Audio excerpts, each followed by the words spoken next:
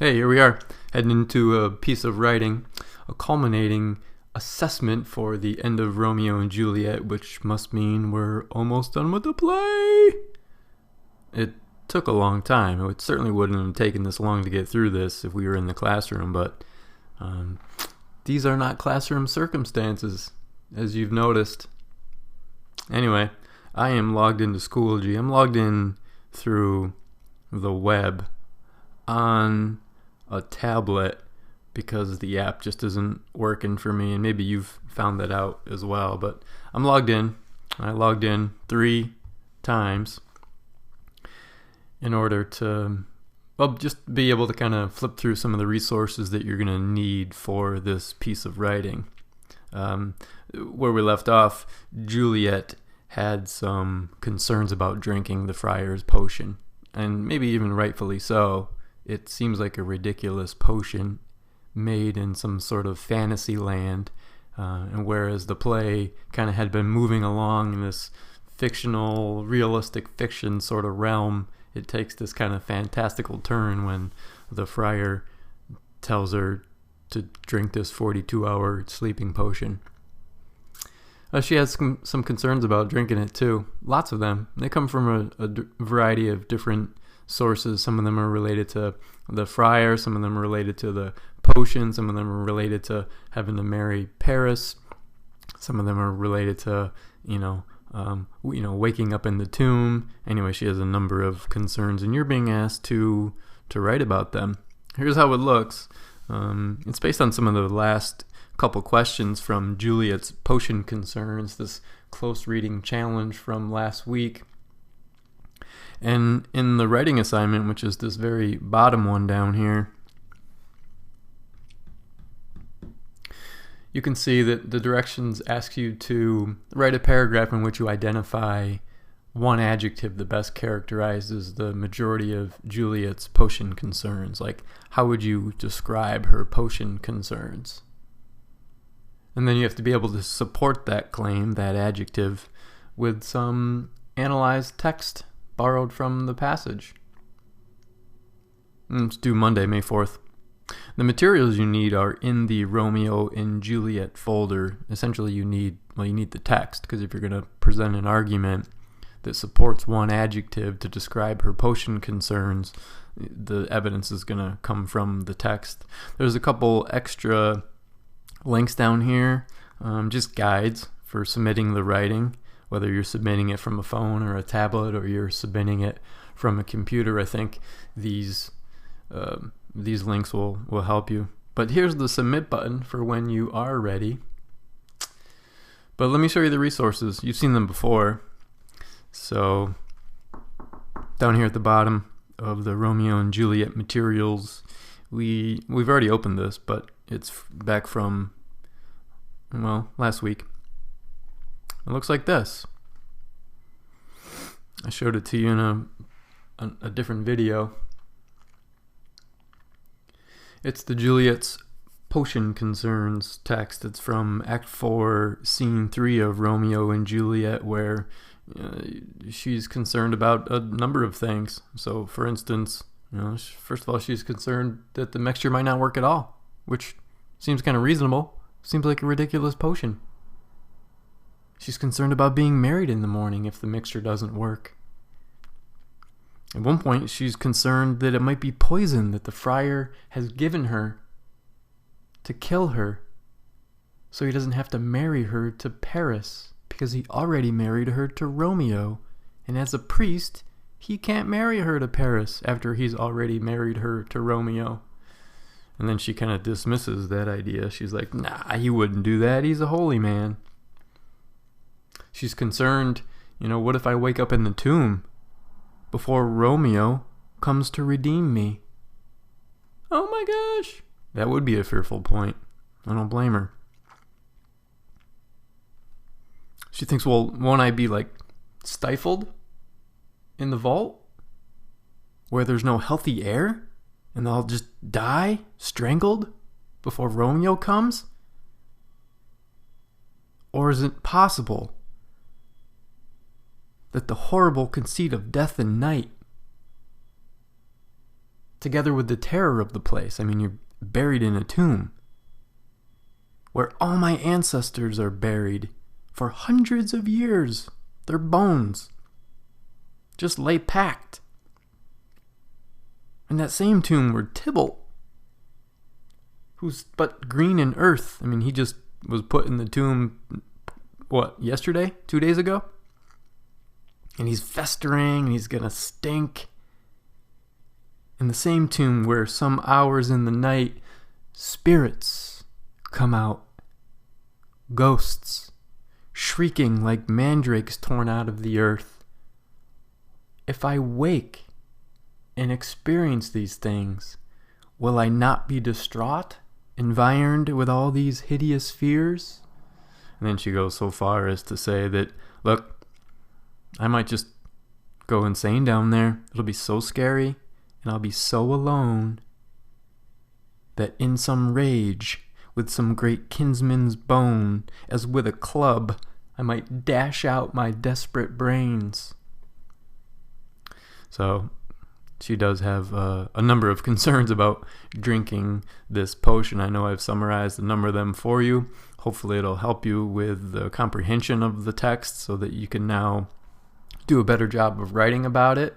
But here's where the writing assignment really kicks in for you. These are the requirements. This is the task right here. You can see you're being asked to write a paragraph or essay in which you identify one adjective that best characterizes the majority of Juliet's potion concerns, and to be able to support that adjective.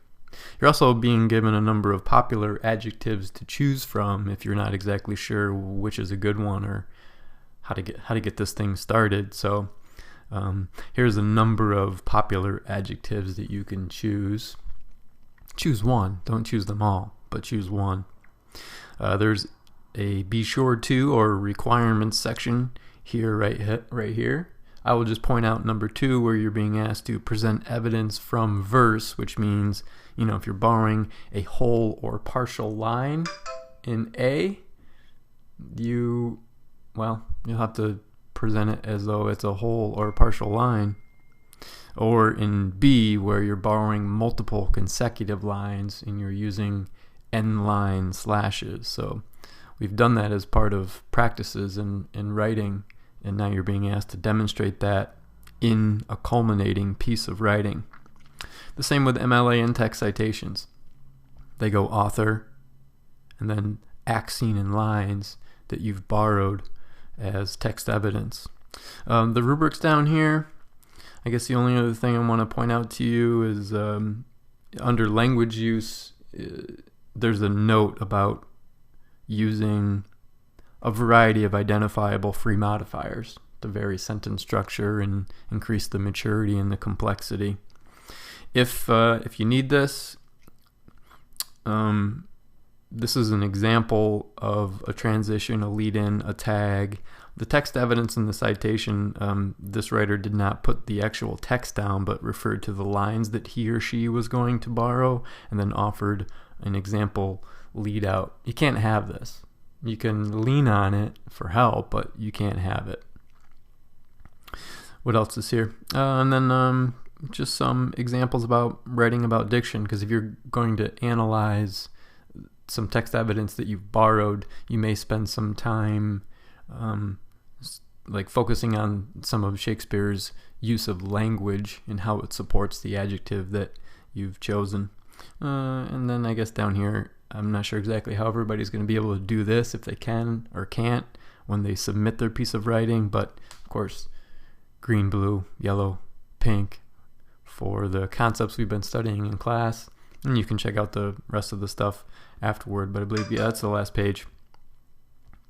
So once you submit this piece of writing,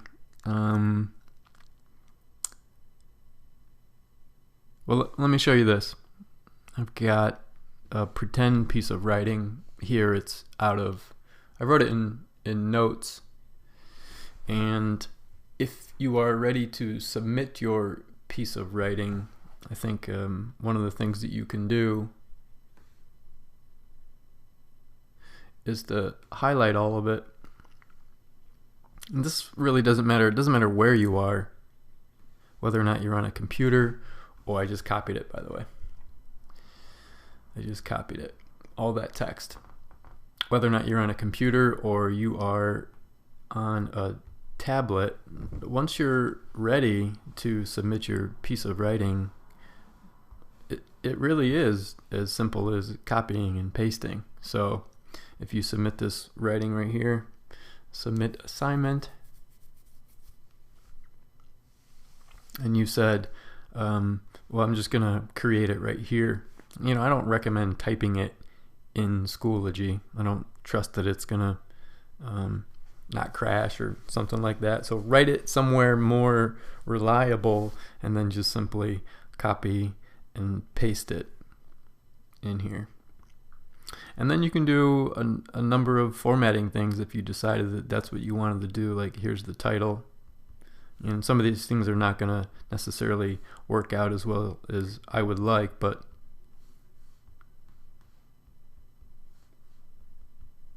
trying to copy the title because I can see that you can center it. Yeah, so you can do that. If you wanted to highlight certain things, certain colors, you could do that as well. So just as a, for instance, this is a pretend piece. This is, the text is actually out of, well, from To Kill a Mockingbird. But if you wanted to say, hey, this is a lead-in, and color it green, I mean, you could essentially do that. It'll take you a little bit more time, but if you've gone this far, you might as well demonstrate the concepts you know that we've been studying in class, and then you can even save the draft and keep working on it later, or you could just say, look, I'm done. I am done. This is a great piece of writing. It's ready to go. Mr. Stratton's going to be proud, and cha-ching, and you submit it. And you're done. Totally doable. If you have any questions, you can see that there aren't any comments now because I just published this assignment, but you can rate a comment to me here or ask me a question, or you can just send one to me directly in Schoology. I think that's it. Of course, I'll probably remember that I wanted to tell you something more later, but in the meantime, you can handle this. It's a paragraph. Present 2 pieces of text evidence to support one of the adjectives. You know, whether or not you're going to choose one of these or one of your own. These popular adjectives are great, and they may be very close to one you've already chosen. So anyway, good luck.